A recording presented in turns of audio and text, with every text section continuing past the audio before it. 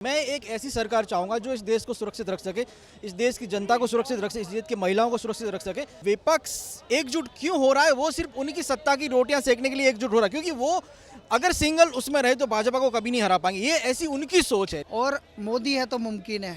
विपक्ष की एकता का कारण कौन है? मोदी। नहीं तो विपक्ष में कोई लीडर ही नहीं, अकेले दम पे चुनाव लड़ ले। सबसे पहली चीज कि कोई भी, चाहे आप महागठबंधन बनाओ, वैसे तो महाठगबंधन है, कुछ भी बनाओ, नेता कौन है? राहुल गांधी था, अब महागठबंधन अनाथ है।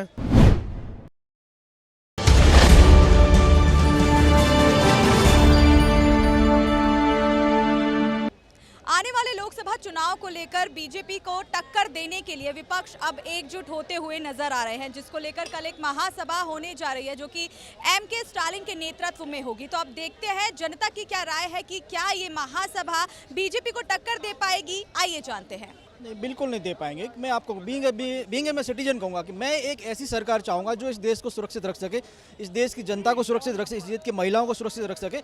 मुझे बताइए, विपक्ष में कोई भी एक नेता ऐसा है जिसका एक भी नाम मेरे को बता दीजिए जिन्होंने एक भी ऐसा अच्छा कार्य किया हो जो देश की सुरक्षा के बारे में हो। जितने भी विपक्ष में जितने भी जो गठबंधन किया उन्होंने सारे के सारे के ऊपर कहीं ना कोई क्रिमिनल सिस्टम लगा हुआ उनके ऊपर, ठीक है। लेकिन अगर आप बताइए कि सारे क्रिमिनल एक इकट्ठा हो जाएंगे और एक राष्ट्रभक्त वाली सरकार को हराने का अपना जज्बा रखेंगे तो ये जनता एक्सेप्ट नहीं करेगी, क्योंकि जनता उसी को चाहेगी कि जो इस देश को सुरक्षित रख सके, इस देश की जनता को सुरक्षित रख सके, इस देश के लोकतंत्र को जीवित रख सकते, वो सिर्फ भाजपा है, भाजपा है, भाजपा है। ठीक है, मैं कभी किसी भी विपक्ष वालों को मैं क्रिटिसाइज नहीं करता, लेकिन मैं खुद एक बीइंग अ सिटीजन आपसे ये कहना चाहूँगा कि मैंने किसी भी विपक्ष के नेता को इतना कोई बड़ा काम करते हुए नहीं देखा है इस देश के लिए कि जो इस देश की जनता के काम है। लेकिन जब भी देखो कोई भी करप्शन का चार्ज लगा तो कांग्रेस सरकार के घोटाले बाहर, जैसे कि 2G घोटाला, 3G घोटाला, 4G घोटाला, कॉमनवेल्थ घोटाला, ठीक है, ये सारे घोटाले कांग्रेस की सरकार में ही क्यों है? आज कांग्रेस इन विपक्ष का जो गठबंधन उनका लीडर बनी हुई है, टीम लीडर बनी हुई है। तो मैं ऐसी सरकार कभी नहीं चाहूँगा कि जो इस देश के पैसों को भ्रष्टाचार में उपयोग करे, इस देश की जनता का जो टैक्स भरती है उस पैसों का वो लोग भ्रष्टाचार में अपने पर्सनल यूजेस के लिए उसको यूज़ करें और इस देश को तोड़ने के लिए वो लोग इस्तेमाल करें। ये वही विपक्ष है जो JNU में नारे लगाते हैं कि भारत तेरे टुकड़े होंगे। बरा अगर ये विपक्ष इतना ही देशभक्त है तो भारत के टुकड़े करना क्यों चाहता है? मुझे बताइए, क्यों खालिस्तानी जैसी मूवमेंट जो कर रहे हैं उनको सपोर्ट कर रहा है? कहीं ना कहीं आपको ये नहीं लगता कि जो विपक्षी पार्टियां हैं वो डर रही हैं बीजेपी से, इस वजह से उन्हें एकजुट होना पड़ रहा है?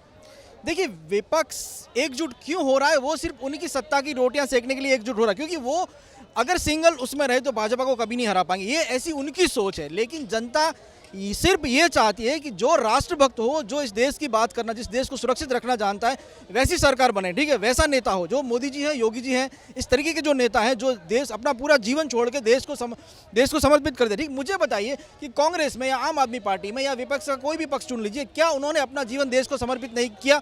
नहीं कि आप बिहार में चले जाइए, कितना करप्शन हो रहा है, आप राजस्थान में चले जाइए, कितना करप्शन हो रहा है, आप पंजाब में चले जाइए, देश की सुरक्षा को खतरे में डाल के रखा है। तो जनता ऐसी सरकार कभी नहीं चाहेगी जो इस देश को तोड़ना चाहे। हम सिर्फ चाहेंगे तो बीजेपी चाहेंगे, हम सिर्फ चाहेंगे तो मोदी जी चाहेंगे, हम सिर्फ चाहेंगे तो योगी जी को चाहेंगे। नहीं, सिर्फ मोदी के आगे कोई विकल्प नहीं है। आप मोदी के आगे विकल्प मान ही नहीं सकते, कोई हो ही नहीं सकता। और मोदी है तो मुमकिन है।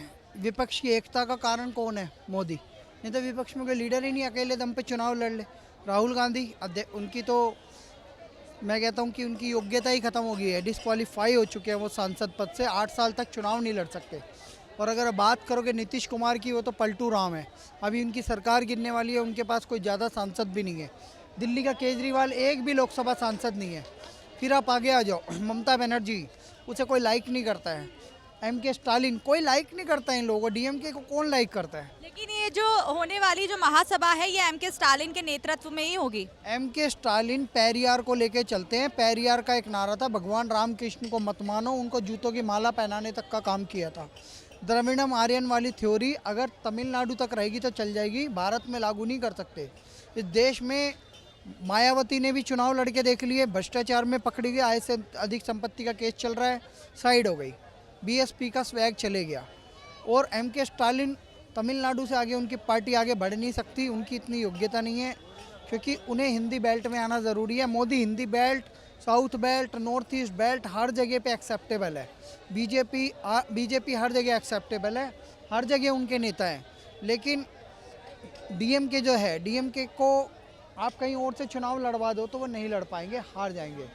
ये है मामला। कांग्रेस भी कई बड़े बड़े दावे करे, जैसे मल्लिकार्जुन खड़गे भी इस महासभा में अहम भूमिका निभा रहे हैं, बोल रहे हैं कि हमें जानकर साइड किया गया है क्योंकि कहीं ना कहीं एक क्लियर था कि इस बार राहुल जो है अगले पीएम होंगे। तो वो कितना सही बोल रहे हैं? आपको पता है ये जो मल्लिकार्जुन खड़गे जो कांग्रेस के अध्यक्ष है, इन्होंने अभी एक वक्तव्य दिया है, संसद में कहा है कि मोदी वो नेता है जो मेरी सिटिंग स्ट्रीट पे आके प्रचार करता है, वहाँ का मेयर और उप मेयर बीजेपी का चुन लिया जाता है।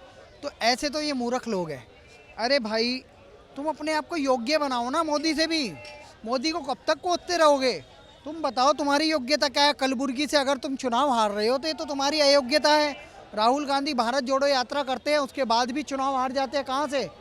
वो हारते हैं अपना नागालैंड से, मेघालय से, त्रिपुरा से। उसके अलावा जब भारत जोड़ो यात्रा चल रही थी तो बुरी तरह हारे। 156 सीटें जीती बीजेपी, कहाँ पे? गुजरात में, ऐतिहासिक जीत। तो ये तो राहुल गांधी की विफलता है, और इनके पास ना नेता है ना नीयत है, ना कोई मतलब ना नेता है ना नीयत है, और ना कोई नेतृत्व है। इनके पास नेतृत्व भी नहीं है। ये सपा चट है, कांग्रेस मुक्त भारत होने वाला है देश। एकजुट खड़ा नहीं है। अगर खड़ा होता तो चाहे गलत जजमेंट दे, लेकिन कैसे तो फिर कैसे है जो तेजस्वी यादव के साथ ऐसा हुआ कि तमिलनाडु के हाई कोर्ट ने जो जजमेंट दिया वो उनके खिलाफ है। कि जैसे कि आपने एकजुटता की बात करी, तो मैं आपसे यही पूछना चाहती थी कि जो आज एकजुटता दिखाने के लिए साथ खड़े हुए हैं, क्या सच में इनके अंदर एकजुटता है कि नहीं? एकजुटता कहाँ है? सबसे पहली चीज कि कोई भी चाहे आप महागठबंधन बनाओ, वैसे तो महाठगबंधन है, कुछ भी बनाओ, नेता कौन है? राहुल गांधी था, अब महागठबंधन अनाथ है। क्योंकि मैं सीधा बोलता हूँ कि यार कौन है नेता आपके महागठबंधन के? एक कांग्रेस का अपराधी जो बेल पे घूम रहा है, कुछ 20 दिन के लगभग 20 दिन में अगर वो अपील नहीं करेगा तो जेल में जाएगा। एक अपराधी है, वो आपके गठबंधन का नेता बनेगा? या तेजस्वी यादव जिसने फ्रॉड केस किया है, उसी के एक महागठबंधन के दूसरे स्टेट में जिसकी सरकार है, उन्होंने उसके केस को फ्रॉड घोषित कर दिया है। कहाँ है? और कौन से महागठबंधन की बात करें? वो ममता बनर्जी जो ये बोल देती है कि मुसलमानों के इलाकों से अगर हिंदुओं की यात्रा निकली तो हम जवाबदार नहीं हैं। ये क्या महागठबंधन है? ऐसे लोगों का वो समर्थन करते हैं? कौन सा महागठबंधन मैम? किस तरफ जा रहे हैं हम? कौन सा विपक्ष? ऐसा विपक्ष किसको चाहिए? मैं अभी ना बीजेपी के फेवर में बोल रहा हूँ, मैंने बीजेपी का नाम नहीं लिया कि उसने कुछ किया। मैं ये बोल रहा हूँ महागठबंधन में कहाँ कमी है? अब ये तो बताइए, एकजुट तो हो पहले, एकजुट हो ही क्यों नहीं रहे हो? और एकजुट होने का मुद्दा क्या है? मोदी हटाओ, मुद्दा ये भी तो लाओ ना कि भाई हमने इतने रोजगार दिए हमारी स्टेट में, मोदी ने नहीं दिया, क्योंकि इन्होंने दिए ही नहीं। क्या दिया एक बार बताओ? कौन सा? बंगाल में रोजगार बहुत बढ़ गया। हाँ, तेजस्वी यादव के राज में बिहार में बहुत रोजगार बढ़ा है भाई। सारे गुंडों और चवन्नों को, सबको, गोलीबाजों को, तड़ीपारों को रोजगार मिल गया। जब से तेजस्वी यादव सरकार में आया है, सबको रोजगार मिल गया उन तड़ीपारों को। कांग्रेस में कौन सा रोजगार मिल गया? 19 नए जिले बना दिए केवल अपनी राजनीति के लिए। मैं राजस्थान से आता हूँ मैम, 19 नए जिले बनाए तोड़ मरोड़ के, असंवैधानिक तरीके से, जो जियोलॉजिकल भी पॉसिबल नहीं है वैसे जिले बना दिए गए। कि कल विपक्षी पार्टियां एकजुट होकर एक महासभा करने वाली है बीजेपी के खिलाफ, तो क्या ये महासभा बीजेपी पर कोई इम्पैक्ट डालेगी या बीजेपी को कोई खतरा खड़ा होगा इस महासभा से? मैडम देखो, ये जनता के ऊपर है, ठीक है। जनता को अगर जो काम दिखा है तो उसको कोई फर्क नहीं पड़ता कोई क्या बोलता है, कोई क्या नहीं बोलता है, ठीक है। अगर अभी मैं यहाँ पे कई साल से नहीं हूँ, लेकिन फिर भी मुझे पता है बीजेपी बहुत अच्छा काम कर रही है, विकास हो रहा है, औरतों की सुरक्षा बढ़ी है, क्राइम भी कम हुआ है, ठीक है। बीजेपी को कोई खतरा है इस महासभा? कोई खतरा नहीं है, लास्ट तक नहीं घबराएगी। जब तक मोदी बैठा है बीजेपी को कोई खतरा नहीं है। जिस तरीके से ये जो विपक्ष एकजुट हो रहे हैं, तो क्या इनमें इनके बीच एकजुटता है जो ये एकजुटता दिखा रहे हैं? कुछ नहीं, कर लेने दो, नेतागिरी यही है, पॉलिटिक्स सही है, कर लेने दो, कुछ नहीं होगा। देखिए, महासभा कोई पहली बार नहीं हो रही है, वो भारतीय जनता पार्टी की भी हुई है। जब भारतीय जनता पार्टी विपक्ष में थी, सरकारें जब बदलती हैं, जब गिरती हैं, उसके समय के अनुसार महासभा दोनों पार्टियों में होती रही है, कोई बड़ी बात नहीं है महासभा की। लेकिन क्या आपको नहीं लगता बीजेपी को दूसरी पार्टियों की जरूरत नहीं पड़ी, उसने अकेले महासभा की है, और जो अब जो महासभा होने जा रही है उसमें कई विपक्षी पार्टियां एक साथ हो रही हैं? देखिए, अंदर तय खाने में क्या बीजेपी का अलायंस नहीं है, अपना दल से अलायंस नहीं है, वहाँ क्या 2 सीटों पर पार्टी नहीं लड़ती, समझौता होता है ना। तो एक तरफा तो ये भी नहीं है। मैं बोल रहा हूँ आज अपना दल इस पार्टी से हटा दे, जा बीजेपी, पता लग जाएगा आपको क्या मोल है। तो अलग बात ये है कि ठीक है, सरकार में सबसे बड़ी जो चुनौती है ना इस देश के सामने सरकार के सामने, वो महंगाई है। आज हर प्रत्येक नागरिक महंगाई से जूझ रहा है। हर नागरिक को क्या चाहिए? युवा बच्चों को क्या चाहिए? नौकरी चाहिए। आज देखिए बड़ी तेज़ी से बच्चे जो है मल्टीनेशनल कंपनी में जॉब में भाग रहे हैं। वो क्यों भाग रहे हैं? क्योंकि प्राइवेटेशन इन तेज़ी से हो चुका है, सरकारी जॉब खत्म हो चुकी हैं, नौकरियां हैं नहीं। अब नौकरियां देके कौन गया था, ये बहुत बड़ा विषय है समझने का आपको। इस देश दिल्ली शहर के अंदर में मकान किसने दिए थे?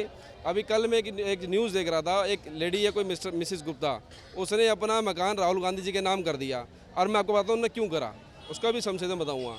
क्योंकि उसको इंदिरा गांधी जी के समय की याद आई कि जब इंदिरा गांधी जी प्राइम मिनिस्टर थी तो दिल्ली के अंदर जितना भी डेवलप हुआ और जितने भी अनऑथराइज कॉलोनी में मकान दिया, जो आज वो लोग 1-1 करोड़ के मकान है दिल्ली के अंदर, 1.5 करोड़ के मकान हैं, उनके बच्चे अगर पढ़ाई करके भी अपने जीवन में ना, अगर मैं आपको भी चैलेंज कर रहा हूँ, 20 लाख रुपए अपने माँ पिताजी के लिए आप सेविंग करके दिखा देना, तो जाओ मैं आपकी बात बड़ी कर दूंगा। लेकिन कांग्रेस पार्टी ने क्या करा? कांग्रेस पार्टी ने, माननीय इंदिरा गांधी जी ने जितनी भी कॉलोनियाँ काटी और ये बनवाया, उनको फ्री कॉस्ट मकान देने का काम करा। जो वो मकान आज 1.5 करोड़ के दिल्ली के अंदर में है, उसका जो लोग किराया खा रहे हैं, आप कहीं भी चले जाइए, बहुत सारे पीजी बच्चे हैं, आप लोग भी रहते होंगे कहीं ना कहीं दिल्ली के अंदर में, वो किसकी देन है? कांग्रेस की देन है। कांग्रेस का नारा था रोटी कपड़ा मकान, क्या नहीं मिला? सबको मिला। 10 लाख एम्प्लॉय सेंट्रल गवर्नमेंट में, शास्त्री भवन, HRD, सेना भवन, DRDO, कृषि भवन, निर्माण भवन, जो कितने भी एम्प्लॉय काम कर रहे हैं, आप इनसे जब बात करेंगे ना, ये बताएंगे आपको सच कि हाँ कांग्रेस की देन है। लेकिन सरकार चेंज हो जाती है, सरकार के अनुसार वो चीज़ें चलती हैं, इसलिए वो चुप हैं। आज देश में महंगाई का मुद्दा है, दूध का मुद्दा है, और आप सुनिए गैस का मुद्दा है, रोड की यातायात का समस्या का मुद्दा है, प्लेटफॉर्म की टिकट 2 रुपये थी या 10 रुपये है। तो आज गरीब नागरिक को जो चीज़ चाहिए वो ये चाहिए। वो अगर उस चीज़ में अगर हमारी सरकारें सक्षम होती हैं तो मेरा ऐसा मानना है मोदी जी आ सकते हैं। बस महासभा कल होने वाली है, उससे जनता को डर नहीं लगता, बीजेपी को नहीं डर लगता। अब देखना होगा कि लोकसभा चुनाव में क्या होगा, कौन सी पार्टी अपना परचम लहराएगी। जानने के लिए बने रहे द न्यूज़ 15 के साथ शिवानी मांगवानी, कैमरामैन गोविंद के साथ।